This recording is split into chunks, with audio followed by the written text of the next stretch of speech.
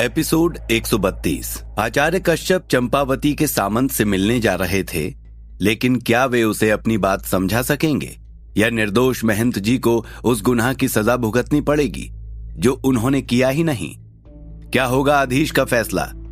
क्या वो एक बार फिर अग्नि मूरत की परीक्षा के लिए तैयार होगा? इस अनजान जगह पर फंसे हुए अधीश को कुछ समय पहले तक तो यही लग रहा था कि अब वो यहां से कभी नहीं निकल सकेगा, लेकिन अब उसके मन में उम्मीद फिर से जाग रही थी। अधीश जल्दी से जल्दी यहां से बाहर निकलना चाहता था, चाहे उसकी कोई भी कीमत क्यों न चुकानी पड़ जाए। उसने अग्नि मूरत से पूछा, आप कह रहे हैं लगभग असंभव, यानी पूरी तरह असंभव नहीं है। आप मुझे बस तरीका बताएं, फिर असंभव को संभव कर लेने की जिम्मेदारी मेरी है।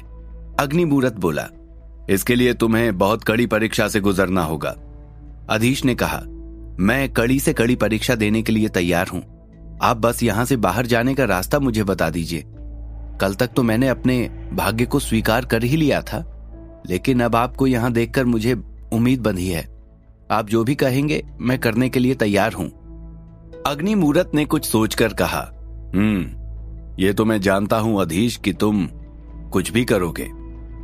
वैसे ये इतना बड़ा काम भी नहीं है, बस तुम्हें जो अंधेरी अग्नि शक्ति मिली है उसे सिद्ध करना होगा, और इसके आगे मैं तुम्हें बाद में बताऊंगा। अधीश ने कहा, मैं जानता हूं कि अंधेरी शक्ति को सिद्ध करना इतना आसान काम नहीं है, लेकिन मैं अपनी तरफ से पूरी कोशिश करूंगा। अग्नि मूरत बोला, ठीक है अधीश, तो फिर आज से बल्कि अभी से इस काम में लग जाओ और ये काढ़ा पी लो। ये कहकर अग्नि मूरत ने हाथ आगे बढ़ाया। उसकी हथेली पर एक कटोरा प्रकट हुआ। उसमें गहरे हरे रंग का एक काढ़ा था। लेकिन ये क्या है? अधीश ने पूछा। अग्नि मूरत ने मुस्कुराकर कहा, घबराओ मत मांत्रिक अधीश, ये कोई विष नहीं है, बल्कि एक तरह की औषधि है। इसको पी लेने से आपको महीनों तक भूख प्यास और नींद नहीं सताएगी, और मुझे लगता है कि मंत्र सिद्ध करने में आपको कम से कम 1 महीना तो लग ही जाएगा। अधीश ने शंका भरी दृष्टि उस कटोरे पर डाली और अग्नि मूरत के हाथ से वो कटोरा लेकर एक सांस में वो पी गया। फिर अग्नि मूरत से पूछा, मेरी एक जिज्ञासा है महाशय, क्या मैं पूछ सकता हूं? अग्नि मूरत ने कहा, हाँ मांत्रिक अधीश, आपको जो भी पूछना है मुझसे पूछ सकते हैं, बेझिझक होकर कहिए। अधीश ने कहा, मैं बस यही जानना चाहता हूं कि आप मेरी इतनी मदद क्यों कर रहे हैं, जबकि मैं भी तो बिना अनुमति के इस किले में आया हूं। यह सुनकर अग्नि मूरत कुछ देर चुप रहा, फिर बोला, बात यह है मांत्रिक अधीश कि आपकी सहायता करने में मेरा भी स्वार्थ छिपा हुआ है। मैं जब पहली बार आपसे मिला था तो रक्षक शक्तियों के कहने पर ही आपको सजा देना चाहता था, लेकिन तब आपने मुझे अपनी अच्छाई और बहादुरी से बहुत ज्यादा प्रभावित किया। फिर जब मैंने देखा कि आप इस अनंत पाताल में आ गए हैं जहां से निकलना लगभग असंभव है, तो मैं रक्षक शक्तियों से अनुमति लेकर ही आपकी सहायता करने आया हूं। अधीश ने कहा, लेकिन इसमें आपका क्या लाभ होगा? अग्नि मूरत ने कहा, मेरा स्वार्थ यह है कि आपके द्वार खोलते ही मैं भी आजाद हो जाऊंगा। यह सुनकर अधीश चौंक पड़ा। अब तक वो अग्नि मूरत को रक्षक शक्तियों का सैनिक या सेवक समझता था, लेकिन ये तो खुद आजाद होने की बात कर रहा है। अधीश का चेहरा देखकर ही अग्नि मूरत समझ गया कि वो क्या सोच रहा है। उसने समझाते हुए कहा, अधीश जी, मैं भी आपकी तरह ही एक खोजी मांत्रिक हुआ करता था। इस किले में छुपे खजाने की खोज में यहाँ आया था, लेकिन रक्षक शक्तियों की परीक्षा के दौरान मैं यहाँ तक भी आया, लेकिन इस नेवले जैसे दिखने वाले जीव से युद्ध करना पड़ा। लेकिन मैं इसे हरा नहीं सका और निराश हो गया। मैंने सोचा कि कहीं ये मुझे जिंदा ही न निकल जाए, तो घबरा के खुद पर ही अग्नि मंत्र का प्रयोग कर लिया। तब से मैं उसी आग में जल रहा हूं, और तभी रक्षक शक्तियों ने इस नेवले को इस दरवाजे के पीछे बंद कर दिया था। अब मैं या कोई भी यहां से तभी बाहर जा सकता है जब ये नेवला हार जाए। अधीश ध्यान से उसकी बात सुन रहा था। उसके मन में अग्नि मूरत के प्रति सहानुभूति उत्पन्न हो गई। अधीश ने कहा, मैं आपकी पीड़ा समझ तो नहीं सकता, लेकिन आपको वचन देता हूं कि इसे कम करने की पूरी कोशिश करूंगा। जल्दी से जल्दी मैं नया मंत्र सिद्ध करके इस जानवर को हरा दूंगा, लेकिन मैं इस कमरे में प्रवेश कैसे करूंगा? अग्नि मूरत ने कहा, उसकी चिंता तुम मत करो, जैसे ही तुम लड़ने के लिए तैयार होगे, रक्षक शक्तियां इसे खोल देंगी। अधीश ने कहा, अच्छा फिर आप मुझे आशीर्वाद दीजिए, मैं अपने उद्देश्य में सफल हो जाऊं। अग्निमूर्त ने उसे आशीर्वाद दिया और मंत्र सिद्ध करने के लिए शुभकामनाएं देकर वहां से चला गया। अब अधीश की असली परीक्षा शुरू होने वाली थी। उसने वे कागज निकाले जो उसे आखिरी तल से मिले थे, लेकिन ये नया मंत्र और अस्त्र की आकृतियां बहुत ही जटिल थीं। न जाने इसे सीखने और याद करने में कितना समय लगेगा, लेकिन मेरे पास और दूसरा काम ही क्या है, अधीश सोच रहा था। और उसका सोचना भी ठीक ही था। अब अभ्यास करने के अलावा उसके पास ना तो कोई दूसरा काम था, ना ही यहां से निकलने के अलावा और कोई लक्ष्य था। अधीश ने ईश्वर का स्मरण किया और मंत्र को याद करना शुरू कर दिया। उधर प्रकाश नगर में विश्वा के परिवार के सभी लोग समीर से अधीश के बारे में जानना चाहते थे। भोजन के बाद घर की महिलाओं ने समीर को घेर लिया और एक एक कर उससे प्रश्न पूछने लगी। समीर भी सबको विस्तार से अधीश की वीरता के किस्से सुना रहा था। अमृत और माधवी तो जैसे अधीश के बारे में सब कुछ जान लेना चाहती थीं कि मधुमती देवी ने कहा, अच्छा अब बहुत रात हो चुकी है, समीर बेटे को सोने दो, बाकी बातें कल पूछ लेना। माधवी ने ठुनकते हुए कहा, अभी तो हमें यह भी जानना है कि अधीश जी ने सोमसेन और उसके भाई को कैसे मारा। समीर ने कहा, माताजी मैं बचपन से ही परिवार के लिए तरसता रहा हूं। आज अधीश के परिवार के साथ यहां आप सबके बीच रहकर मुझे कितना अच्छा लग रहा है, बता भी नहीं सकता। कहते कहते समीर की आंखें भर आईं। मधुमती देवी ने प्यार से उसके सर पर हाथ फेरते हुए कहा, यह तुम्हारा ही परिवार है समीर बेटे, मैं तुम्हारी और सताक्षी की भी मां हूं।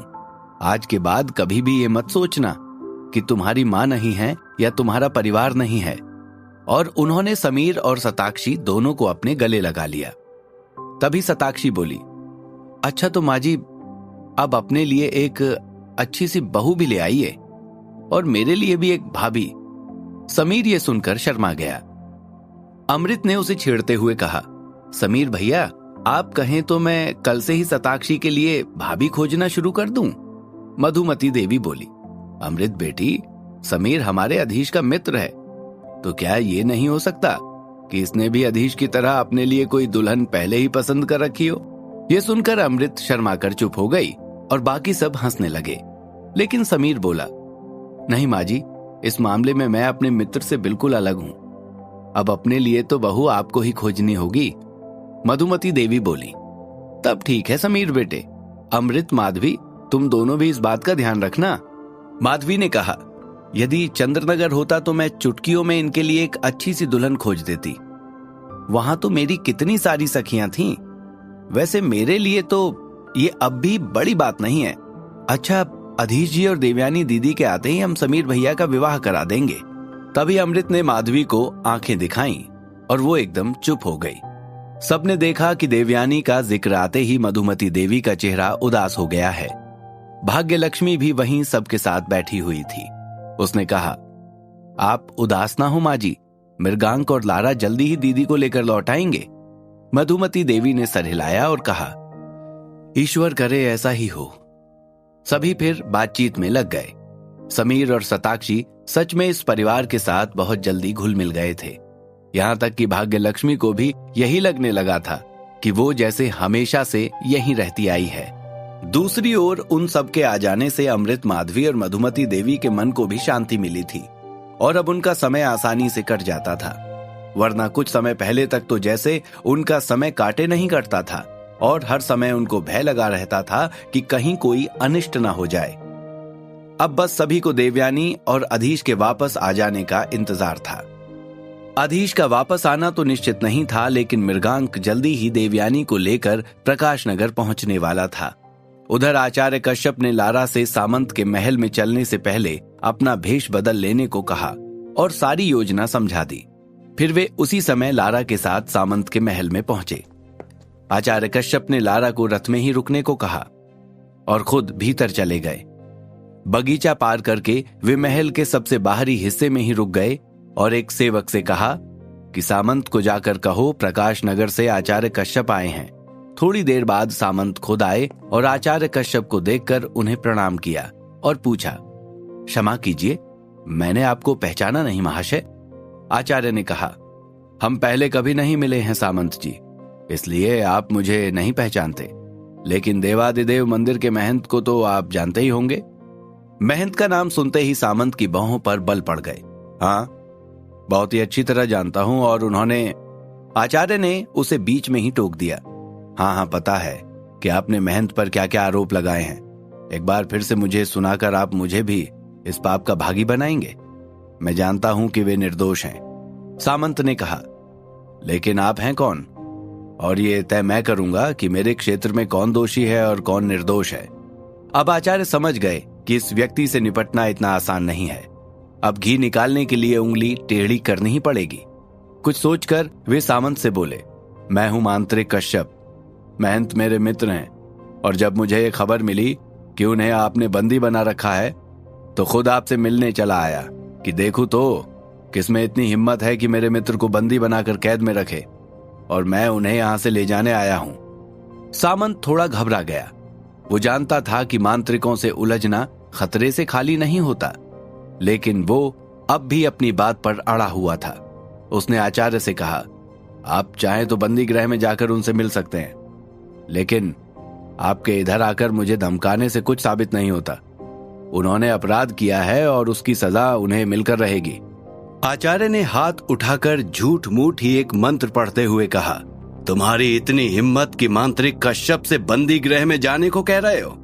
अभी तुम्हारा महल जलाकर भस्म न कर डाला तो मेरा नाम कश्यप नहीं, सामंत रणधीर जैसा इतना बड़ा सामंत जिसके पैर छूता है और अपना गुरु मानता है, उस कश्यप से तुम बंदी गृह में जाने को कह रहे हो? आचार्य को क्रोध में देखकर और सामंत रणधीर का नाम सुनकर ही चंपावती का सामंत सकते में आ गया। उसने हाथ जोड़कर कहा, महाराज आप तो नाराज हो गए।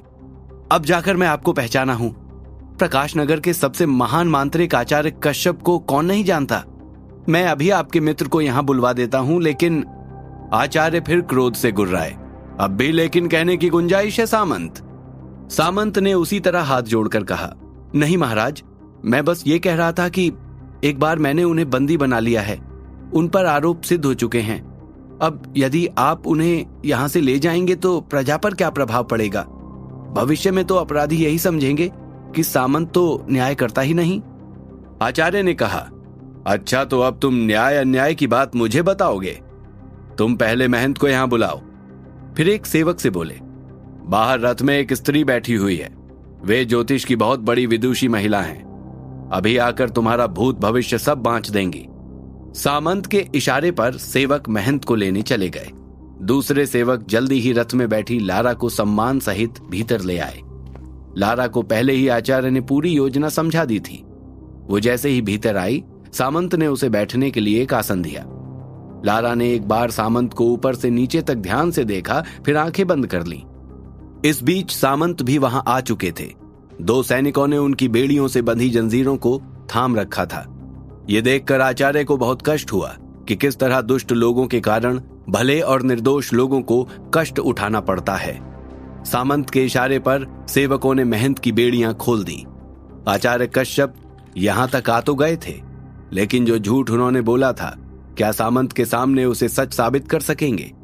और अधीश ने जो वादा अग्नि मूरत से किया था, क्या उसे पूरा कर पाएगा? जानने के लिए सुनते रहिए द मजिशियंस सीक्रेट, सिर्फ और सिर्फ पॉकेट FM पर।